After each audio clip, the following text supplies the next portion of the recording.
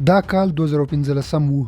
په سکرین کې تاسو د نړۍ تر ټولو لوی او خطرناک قاچاقبر الچاپو وینئ چې د مکسیکو تر ټولو خوندي او سخت امنیت لرونکي زندان څخه تښتي. هغه هم په داسې حال کې چې په زنداني خونه کې کیمرې لګول شوې وي چې 24 ساعته په ژوندۍ بڼه څارل کېده. اوس په دې زنداني خونه کې نه کړکۍ وه او نه هم بل داسې څه چې د تېښتې لپاره پرې غور وکړي، بلکې په دې خونه کې یوازې یو بېچته حمام درلود چې دا حمام هم 24 ساعته د څارونکو له څار لاندې و.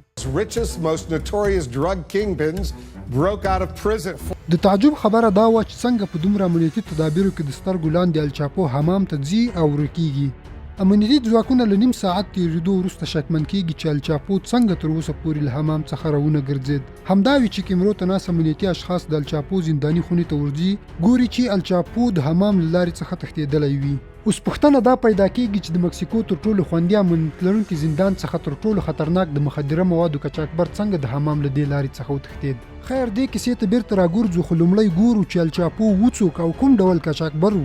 الچاپو چې د مخدره موادو په قاچاقولو کې خورا ډیر شهرت درلود، خو دا شهرت یې هغه وخت لا زیات او نړیوال شو کله چې له دې نه ماتېدونکي زندان څخه وتښتېد، او یوازې د مکسیکو له دې زندان څخه نه بلکې د مخه هم له نورو زندانونو څخه په تېښته بریالی شوی وو.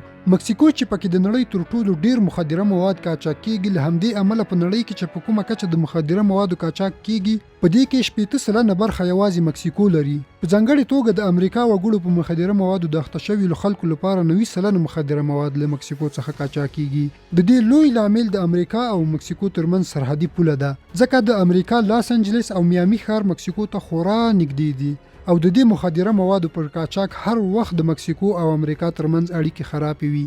د دې کیسې پیل له کال 1950 څخه شروع کیږي، کله چې الچاپو کوچنی ماشوم و. الچاپو له هغه وخته د نشهیي موادو په پیژندلو کې تجربه لرله، ځکه چې د ده پلار د اپینو او چرسو کښتونه درلودل. خو په هغه وخت کې الچاپو د خپل پلار له سخت چلند سره مخ و.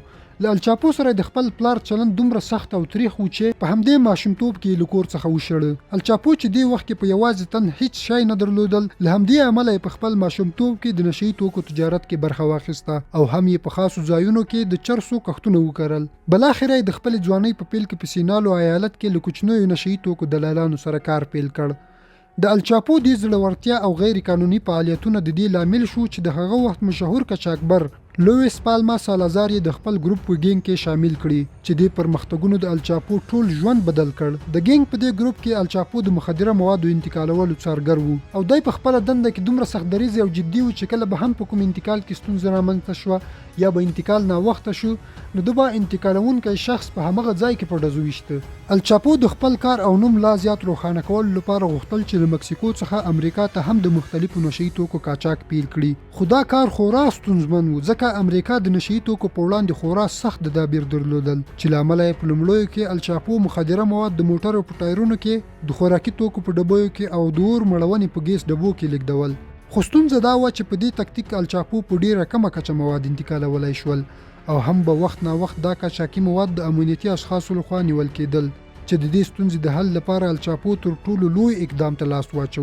د له مکسیکو څخه امریکا ته د ځمکې لاندې سرنګونه جوړ کړل، او د دې لارو په جوړولو سره د مخدره موادو قاچاقبرانو کاروبار کې خورا زیات او لوی بدلونونه رامنځته کړل، او په حیرانتیا سره په امریکا کې د مخدره موادو قاچاقولو په وړاندې د کنټرول ټول سیستم ګډوډ کړ. د الچاپو د اقدام هم په امریکا کې مخدره موادو ته لاسرسی اسانه کړ، او هم یې د نویو ځوانانو په دې موادو د روږدي کېدو شمیر زیات کړ. په لومړیو کې الچاپو په کمه کچه چرس، اپین او ورته مخدره مواد قاچاق کول او د سیمې په شاوخوا کې انتقالول، خو د وخت په تېرېدو سره د الچاپو نوم په سیمه کې نوې انګازې خپرې کړې. بلاخره د دومره قدرتمن کېدو وروسته یې په خپله د سینالو کارټل په نوم د یوې قوي نشهیي توکو قاچاق ډلې مشري پیل کړه او یو خپل ګینګ یې جوړ کړ.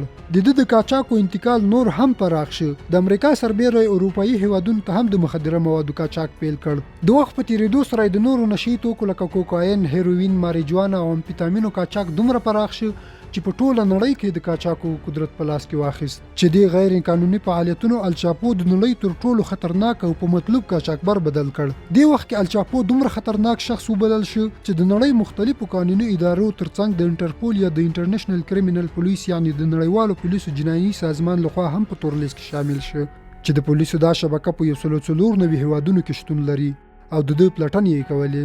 بلاخره د 1993 کال د جنوري په نامه الچاپو د مکسیکو حکومت لخوا ونیول شو. چې تر محکمې وروسته د 20 کلونو په زندان محکوم شو. خو په حیرانتیا سره الچاپو په زندان کې هم د پیسو په زور خپل فعالیت فعال ساته. د زندان امنیتي اشخاصو ته رشوت ورکو ترڅو یې پر مخ د زندان محدودیتونه کم کړي او هم له دې زندان څخه په لږه کچه بهر خپل فعالیت ته دوام ورکړي. تر څو وخت تېرېدو وروسته امریکا له مکسیکو سره د زندانیانو په تبادلو خبرې روانې کړې چې دې خبرو الچاپو ته دا ډار پیدا کړ چې که چېرته دی امریکا ته تبدیل شو نو د هغه ځای حکومت به دی په خورا سختو شرایطو لرونکو زندانونو کې بندي کړي. له همدې امله الچاپو په کال 2000 کې د زندان اتاو یا امنیتي افسرانو ته $2.5 میلیونه رشوت ورکړ ترڅو د یو سرنګ له لارې په تېښته کې ورته ستونزې جوړې نه کړي. همدا و چې الچاپو له زندان څخه وتښتېد. د دې خبر په اورېدو سره د امریکا او مکسیکو حکومتونو ته یوه لویه صدمه ورکړل شوه او همغسې الچاپو هم د نورو جنایتونو ترڅنګ د سرنګونو ایستل او د مخدره موادو قاچاقو ته بیرته راوګرځېد چې دې سلسلې تر راتلونکو 14 کلونو پورې جریان درلود. بلاخره تر 14 کلونو وروسته الچاپو یو ځل بیا د موقعیت پیدا کولو په واسطه د مکسیکو امنیتي ادارو لخوا ونیول شو. دا ځل الچاپو د مکسیکو هیواد تر ټولو سخت امنیت لرونکي زندان ته ولېږدول شو چیرته چې الچاپو 24 ساعته د کیمرو په واسطه څارل کېده. خو یوازې تر یو کال وروسته یعنی د 2015 کال د جولای په 11 د شپې په 9 بجو دی د زندان په خونه کې کوچنی حمام ته ځي. په دې حمام کې تر نږدې نیم ساعت پورې معطل کېږي چې د دې صحنې په لیدو سره امنیتي اشخاص اندېښمن کېږي او ځي مستقیم د الچاپو زندان خونې ته. خو خونې ته په داخلېدو سره ګوري چې الچاپو په خپل کوچني حمام کې نشته بلکې تښتېدلی دی. الچاپو په ډیر مهارت سره په حمام کې د پایپ له لارې کوچنی سوری کړی وو او د دې سوري لاندې په ځمکه کې یو لوی تونل وهل شوی وو او د همدې تونل په واسطه په تېښته بریالی شو. خو په اصل کې د الچاپو موقعیت ته د مخکښو ملګرو لخوا له 1.5 کیلومتر لرې له یوې کارخونې څخه په ځمکه کې 8 متره ژور او 2 متره لوړ تونل وهل شوی وو. په دې تونل کې هوا ته د لاسرسي سیستم، څراغونه او حتی یو موټر سایکل وو چې الچاپو لپاره ځانګړی شوی وو ترڅو په سرعت سره له دې ځایه وتښتي.